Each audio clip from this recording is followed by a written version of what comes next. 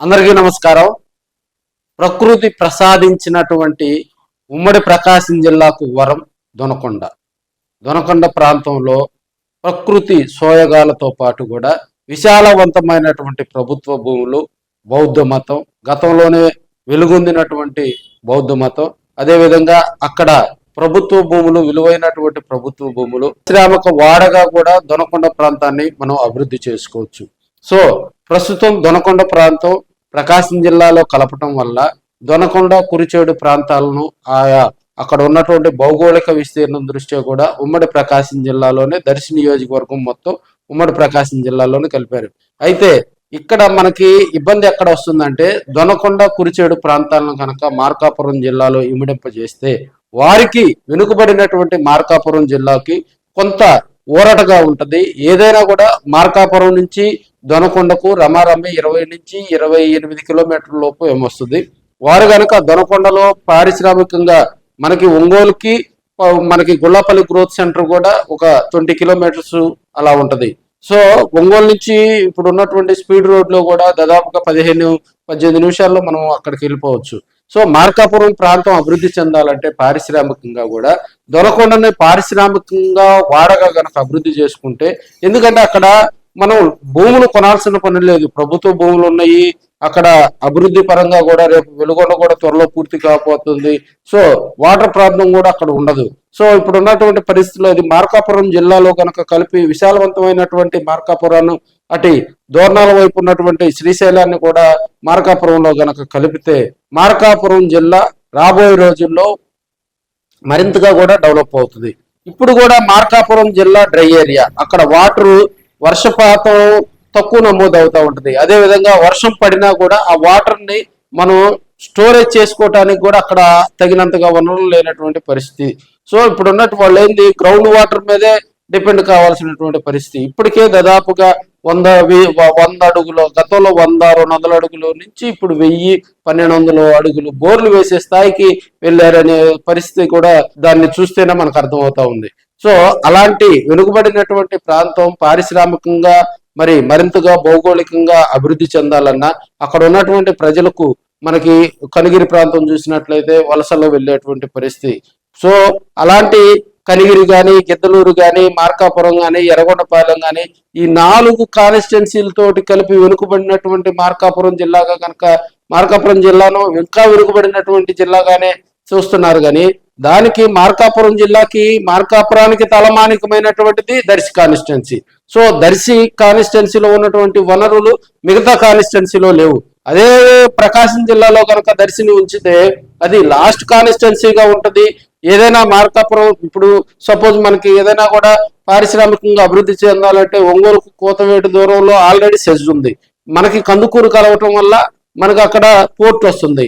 Port చుట్టుపక్కల కూడా ఒక సెజ్ ఏర్పాటు చేసుకొని పారిశ్రామికంగా అక్కడ మరి ఎగుమతులు దిగుమతులకు సంబంధించి అక్కడ ఇంకా డెవలప్ అయ్యేటువంటి అవకాశాలు ఉన్నాయి. సో వీటన్నిటిని బేరీజ్ వేసుకొని మార్కాపురం జిల్లా గనక దొనకొండ, కురిచేడు ప్రాంతాలను గనక కలిపితే అది భౌగోళికంగా మార్కాపురం అభివృద్ధికి, అక్కడ ఉన్నటువంటి వనరులు, అదేవిధంగా దొనకొండ, కురిచేడు ప్రాంతంలో ఉన్నటువంటి యువతకు ఉపాధి కలుగుతుంది. అక్కడ పారిశ్రామికంగా రైతులకు ఎలాంటి ఇబ్బంది ఉండదు.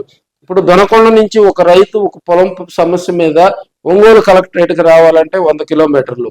అదే మార్కాపురం జిల్లాలో రేపు కలెక్టరేట్ కానీ, ఎస్పీ కార్యాలయం కానీ, డిఎస్పీ కార్యాలయం ఆల్రెడీ ఉంది, ఇంకా ఇతరితర జిల్లాధికారుల కార్యాలయాలు కనుక పెడితే దాదాపుగా ఇప్పుడు మార్కాపురం నుంచి దొనకొండకు స్పీడ్ రోడ్ కనుక వేసుకుంటే 15-20 నిమిషాల లోపు మార్కాపురం చేరుకొని అక్కడ వారు ఏదైనా సమస్య ఉన్నా కూడా చెప్పుకోవటానికి రైతులకు ఇబ్బంది లేకుండా ఉంటుంది.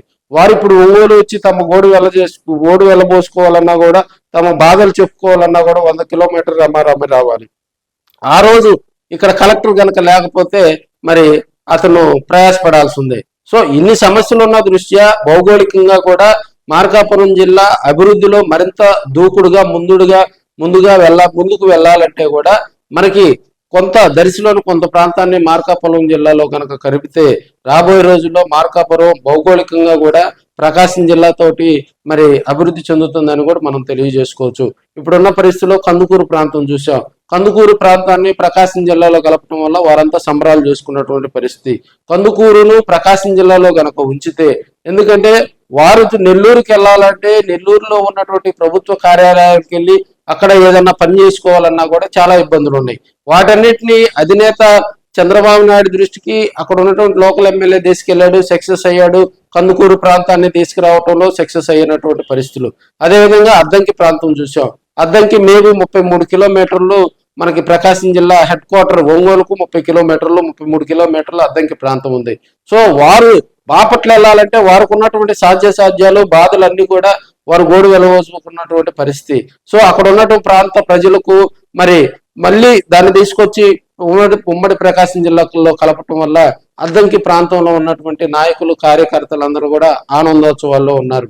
సో అద్దంకి కందుకూరుకు జరిగినటువంటి న్యాయం మరి మార్కాపురం జిల్లాకు కోతవేటు దూరంలో ఉన్నటువంటి దండకొండ కురిచేడు ప్రాంతాలకు ఎందుకు జరగట్లేదని కూడా మనం ఆలోచించాలని చెప్పుకుంటా ఉన్నాం. పొదిలి ప్రాంతాన్ని డెవలప్ చేసుకోవచ్చు. పొదిలిలో కూడా విశాలవంతమైనటువంటి ప్రభుత్వ భూములు ఉన్నాయి, ఇతర సౌకర్యాలు ఉన్నాయి.